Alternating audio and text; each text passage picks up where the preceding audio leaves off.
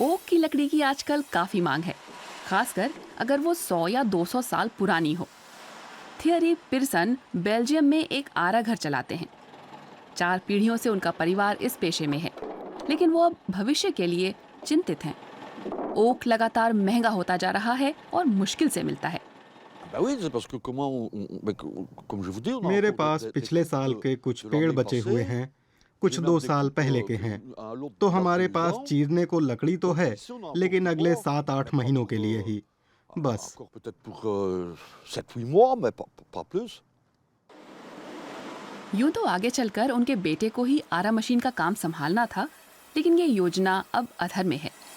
Wallonia क्षेत्र की आर्थिक स्थिति अच्छी नहीं है, बेरोजगारी ज्यादा है। भारी उद्योग में गिरावट के बाद लकड़ी अकेला प्राकृतिक संसाधन बचा था, लेकिन अब उस पर भी दबाव है। हम बढ़ई अलिन गोबले से मिले। वो कहते हैं कि वैसे तो उनके पास काफी ग्राहक हैं, लेकिन उनका व्यापार संकट में है। लागत बढ़ रही है। हम जो ऑर्डर पूरे कर रहे हैं उन्हें हम खरीद से सस्ते दाम में बेच रहे हैं। लकड़ी की कीमत हमारे काम की रफ्तार के मुकाबले तेजी से बढ़ी है। पहले यहाँ बिजनेस अच्छा था। जलवायु परिवर्तन के समय में ओक जैसी उच्च स्तर वाली लकड़ी और भी बेशकीमती हो चली है। वैसे दोयम दर्जे वाली लकड़ी भी काफी बढ़िया बिकती है। स्थानीय जंगलों की लकड़ी साल में एक बार नगर निगमों की नीलामी में बिकती है। इससे अच्छी खासी आय हो जाती है। लेकिन इस साल सिवरी रांस इलाके की नीलामी जिस अंदाज में छूटी, उसने सबको हैरान कर दिया। 2 व्यापारियों ने रिकॉर्ड बोली में 95% लकड़ी खरीद ली, चीन को निर्यात करने के लिए। On a doublé le budget qu'on avait estimé en début d'année, donc c'est हमें énorme. अनुमान से 2 गुना कमाई हो गई। ये बड़ी बात है। समस्या ये है कि अगर ऐसे ही चला तो कुछ वर्षों में कोई प्रतिस्पर्धा ही नहीं रह जाएगी। अगर बाजार में रिकॉर्ड धनराशि डाली जाती है तो यहाँ के लोग और आरा मिलें दिवालिया हो जाएंगी। वो विदेशी खरीदारों से तो मुकाबला कर ही नहीं पाएंगी, खासकर चीन से। Et ne feront plus la concurrence avec les entreprises à l'étranger, notamment la Chine. लकड़ी को देश में प्रोसेस कर चीन उसे कम कीमत पर बेचता है। वहाँ लकड़ी एक पसंदीदा उत्पाद है, लेकिन सरकार देश की बची खुची कुदरत को बचाए भी रखना चाहती है। राष्ट्रपति शी जिनपिंग ने 99 सालों के लिए चीनी जंगलों में लकड़ी काटने पर रोक लगाई है। Comme l'État chinois est चीन सरकार के पास बहुत सारे फंड हैं और वो विदेश में लकड़ी खरीदने के लिए कंपनियों को सब्सिडी देती है, क्योंकि वो चीन में ओक के पेड़ नहीं काट सकते।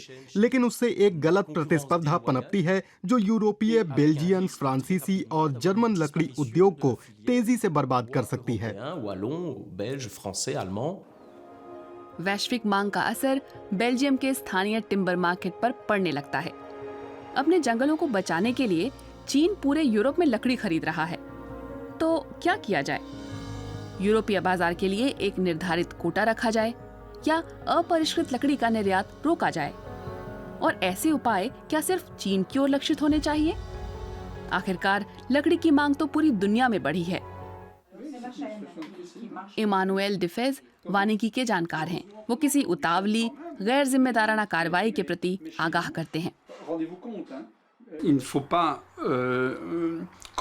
चीन की निंदा के बजाय हमें ये समझना चाहिए कि उसने कई साल तक हमारी दोयम दर्जे की लकड़ी खरीदी थी और वो हमारा मूल्यवान सहयोगी था।